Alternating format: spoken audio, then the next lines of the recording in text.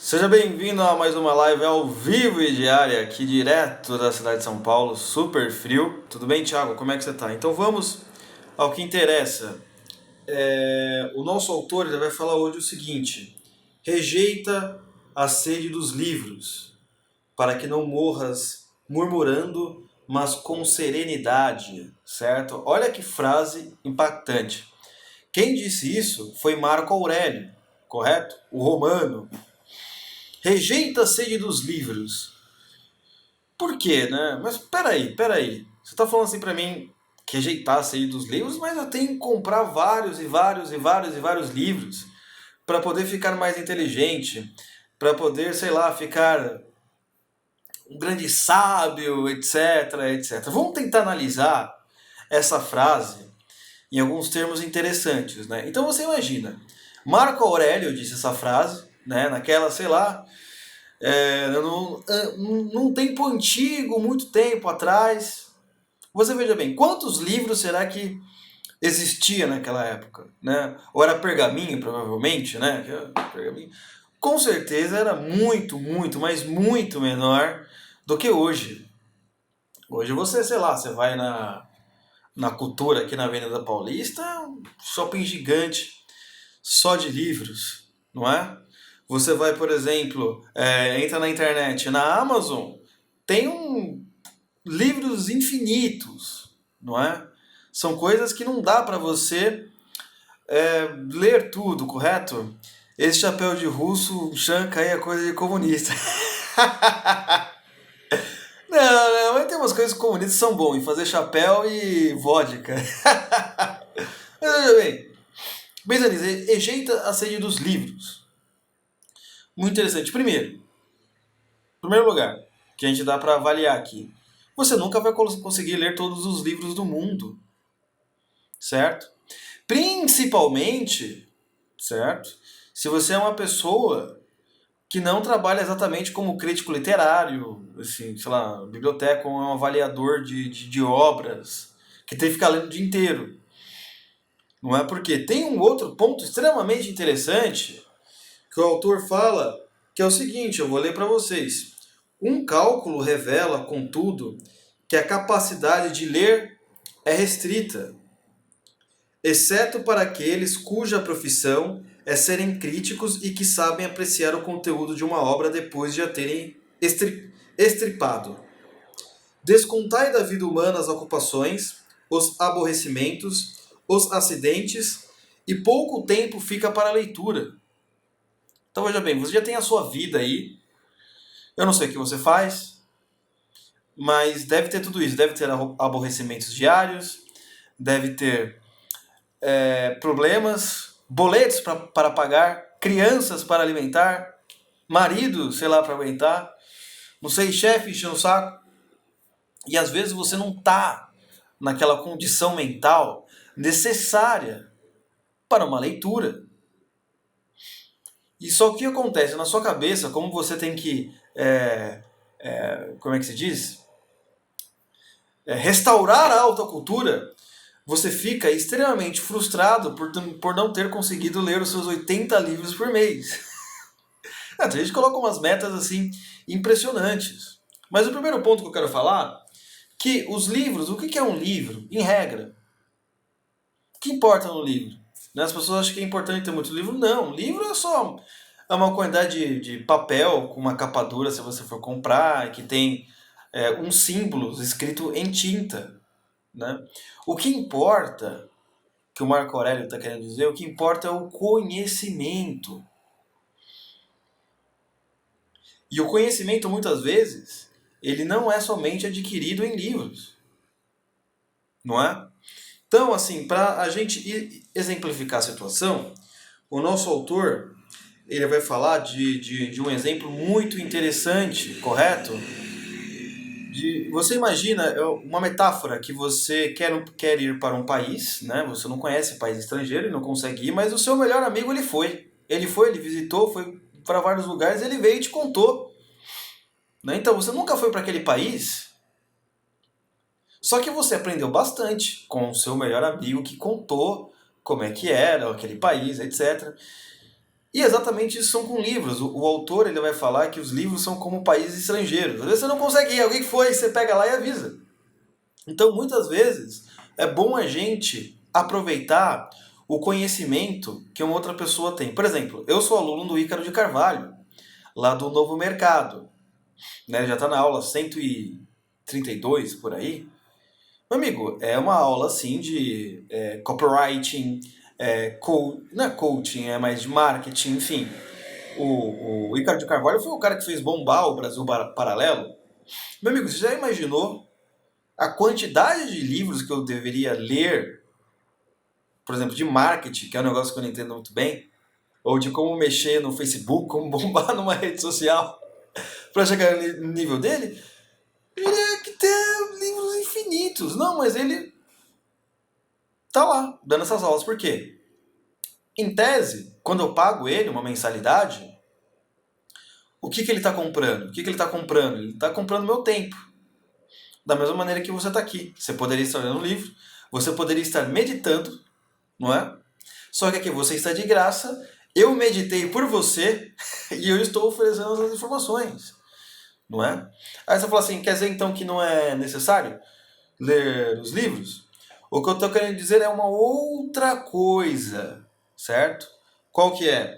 Que o autor está querendo nos propor nesse capítulo 7, já chegamos no capítulo 7, que é a qualidade da leitura. Tudo bem, Mary, João e Pedro e Gustavo? Como é que vocês estão?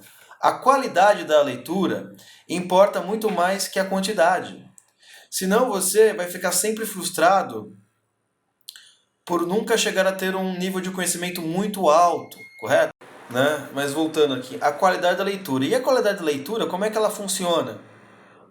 Certo? Amanhã eu vou explicar mais princípios de leitura. Até agora eu não falei de leitura, só falei de organização, etc. Mas, no geral, você pode ir buscar, encontrar caminhos que os outros já fizeram por você do que você fazer sozinho. Ah, o que você está querendo dizer com isso? Tá, vou dar um exemplo. Imagina que você, sei lá, o Brasil 1500, ninguém tá aqui, ninguém sabe nada. Aí chegou os bandeirantes. Foi lá, desbravaram as matas mais profundas desse país, mapearam o país, etc. Descobriram um monte de coisa. Como é que funciona e por assim vai. Né? Fizeram um mapa. O que você vai fazer? Ah, mas eu também quero explorar o Brasil. Qual que é mais fácil? Você ir sem o mapa ou você vai já pegar o mapa pronto que os bandeirantes já fizeram? Já sacrificaram para você? Você vai pegar o mapa. Óbvio, você é uma pessoa inteligente. Não é? Porque com o mapa você consegue chegar no seu objetivo mais rápido, você economiza o seu tempo, correto? E você tem todas as informações necessárias dos locais que você está passando. Presta atenção, você tem todas as informações necessárias. Então você sabe as cidades que estão ao redor, você sabe mais ou menos a quantidade de pessoas que estão por ali, você sabe o nome das ruas também daquela cidade que você quer ir. Se usar o Google Maps, então, melhor ainda. Por quê? Você consegue achar posto de gasolina, comida, hotel, etc. Não é?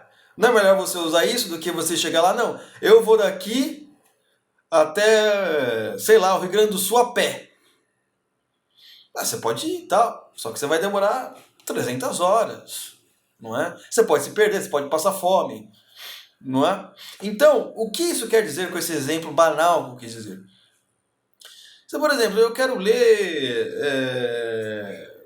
Aristóteles, não sei, eu quero fazer, que nem eu falei ontem, estudos sobre temas. Então, eu quero estudar sobre a alma humana, quero estudar sobre a reclamação, a amargura, etc. Ou você pode, como um desbravador, não, eu vou fazer isso sozinho, eu vou tentar achar cada livro por minha própria conta, ou você já pergunta para pessoas que já leram, que já fizeram todo esse caminho, que já estudaram e já pode guiar você de alguma maneira. Então, por exemplo, você vai, eu quero estudar a história do comunismo. Todo mundo fala, eu quero estudar a história do comunismo. O Olavo de Carvalho já fez tudo. É só você seguir a lista de livros que ele já passou e ver as aulas que ele já disse. Você vai sair de lá O cara é incrível. Melhor do que você, não, eu vou começar a ler do zero. Tá, mas o que é ler do zero? Você vai começar o quê? Pelos escritos de Lenin? Você vai começar a ler os livros de Marx? E aí o que acontece? Esse é um ponto muito importante. A capacidade de extrair conceitos que você pode usar na sua vida diária e fazer comparações. Certo, Mônica? Ah, do que você está querendo dizer? Ok, veja bem, se você vai para a igreja católica, evangélica, enfim, você provavelmente deve ter, ou deveria ter, uma leitura, uma espécie de rito, ou um devocional diário, não é? Um devocional diário em que você faz as suas orações pela manhã, à tarde, à noite, e faz a sua leitura também, seja de autores cristãos ou da própria Bíblia. Aí no sul deve estar 1 grau, aqui em São Paulo está horrível também. Mas enfim, presta atenção. Você veja, eu não sei quanto tempo eu vou para a igreja, tá? E sempre quando eu leio o mesmo versículo, eu consigo extrair coisas novas. Ou às vezes eu não extraio nada. E vem uma pessoa e consegue extrair uma coisa totalmente que eu nunca tinha imaginado. Essa capacidade que você tem de meditar, né, e de lá extrair conceitos que venham te enriquecer é mais importante do que a quantidade de livros que você lê. Esse é o ponto. Esse é o ponto mais fundamental de todos. Se você consegue extrair essas lições da leitura e aplicar para a sua vida, nossa. Porque não adianta, gente. Tudo bem, Marcos? Não adianta. Por mais que você leia, sempre será uma quantidade menor do que a biblioteca municipal. Então toda a questão é saber como manusear o mapa, que nós estamos fazendo aqui, um mapa, né? E pegar o mapa e atingir o local certo. É muito mais eficiente do que você sair por aí disparando, né, que nem um louco. Porque o que vai acontecer? Você pode ficar afadigado e no fim não chegar a lugar algum, não é? Então, por exemplo, esse é um caminho mais fácil da leitura, não é? Então, assim, já é difícil você ler, porque você tem os seus problemas, enfim, a sua vida deve ser agitada, não sei o que acontece. Já tem esses problemas. Aí você quer escolher o mais difícil. Aí já fica complicado. Você não vai chegar em lugar algum, assim. Não é? Precisa-se do que também? Muitas vezes você precisa de uma estratégia elaborada para o fim do que você quer chegar. Porque senão você vai ficar totalmente frustrado e vai parar de ler. Não é porque você só imaginava assim, quando eu ler esse livro aqui eu vou ser uma pessoa inteligente e você não é inteligente e vai ficar que nem a maioria das pessoas que ficam frustradas quando terminam uma universidade, não tem emprego dos sonhos e também não tem o amor da vida delas, né? Porque também é uma coisa que eu vou falar em outro texto. Na verdade já falei em podcast, mas um pouco, talvez eu fale sobre isso melhor, que o amor romântico ele também é um fetiche da classe média. Você preste atenção nisso. Tanto a vida profissional quanto o amor romântico, eles nunca foram uma coisa assim que as pessoas pensaram muito. Só de 200 anos para cá, essas coisas viraram fetiche. A ponto que se o sujeito ele não tem um amor romântico, como ele vê lá no filme, sei lá, de Hollywood, o cara fica totalmente frustrado. Né? Ele pega a vida dele e baseia de acordo com o que ele vê na sociedade. Né? E os antigos falavam, né? O amor romântico é uma espécie de doença mental. Uma hora o sujeito acorda. Mas não, se ele não viver diariamente o amor romântico e um dia ele ficar sem isso, ele fica como? Não, acabou meu relacionamento. Já era, acabou minha vida. Da mesma maneira também o trabalho. E da mesma maneira também a leitura. Não é? As pessoas ficam muito frustradas quando elas não conseguem entender e quando elas não conseguem extrair de nada daquilo. Eu estou tentando encontrar listagem de livros anticlérigos. Sabe indicar alguns? Está falando de livros que na verdade eles são contra a igreja, exatamente, contra o cristianismo. não é? Precisa saber mais ou menos isso. É o amor romântico é a verdadeira cilada dos tempos recentes. Exatamente, Cris. Já aprendeu, né? Finalmente, deve ter quebrado muita cabeça para aprender. Brincadeira. Flávia Mantesso. É isso que se fala assim? Seja bem-vinda. Seja bem-vinda à nossa live, que na verdade já está acabando, não é? Então, olha uma coisa extremamente fascinante, que nós não temos o costume no nosso século, na era moderna. Preste atenção, isso é muito importante. Os antigos, eles liam em voz alta. Em voz alta. Vocês estão prestando atenção? Não sei se eles liam com a voz assim, nesse tamanho, né? Nessa altura, na verdade, não é? Mas eles liam em voz alta. Hoje nós lemos como? Nós lemos só com o olhar. Entendeu? Você lê apenas com o olhar. Dificilmente você lê recitando, falando aquilo que você se propôs. Olha o que o autor fala. Disse que os antigos, mesmo quando estavam sós, liam em voz alta. A leitura cursiva rápida, com olhos e sem articulação, é uma invenção moderna. E a Igreja Romana, antiga nisso, proíbe aos padres a leitura do breviário com os olhos. Não é? Então, preste atenção nisso. Veja o quanto nós perdemos por querer ler rápido e por não querer recitar a leitura. Né? Então, você presta atenção. Presta atenção, eu estou falando rápido. Escreva um texto de um parágrafo. Depois leia o texto. Você vai perceber, nossa, isso aqui está meio estranho, né, na maneira como eu escrevi. Você vai começar a soar no seu ouvido de maneira estranha aquilo que você escreveu. Aí depois que você lê, você refaz. Você vê, nossa, está bem melhor. Então, tente, por exemplo, ler. Não vou dizer em voz alta, tá? Senão o pessoal da sua casa vai achar que você está louco. Mas pelo menos murmurando. Com murmúrios. Não, murmúrios é meio. Com sussurros. Sussurros é a melhor palavra. Né? Com sussurros. Você vai ver a diferença. Você vai perceber a prosa do texto, o ritmo que ele tem, não é? A musicalidade daquilo que for escrito. Ah, mas vai demorar mais? Mas é a questão da qualidade. Não é? É como você, por exemplo, ir para uma academia e só fazer braço. Aí você olha o sujeito, né? Nossa, o sujeito só tem braço, fica com aquelas pernas fininhas, né? Tipo, parece uma taça, né? Tacinha assim, né? Então, faça esse exercício, né? Pega a sua leitura diária, se é que você tem uma leitura diária, leia sussurrando. Você vai ver que, ao ponto de que quando você não conseguir fazer uma leitura labial boa, não é leitura labial não, falar bem aquilo que você está lendo, você vai perceber o quê? Que você não entendeu. Ou que o autor escreve mal.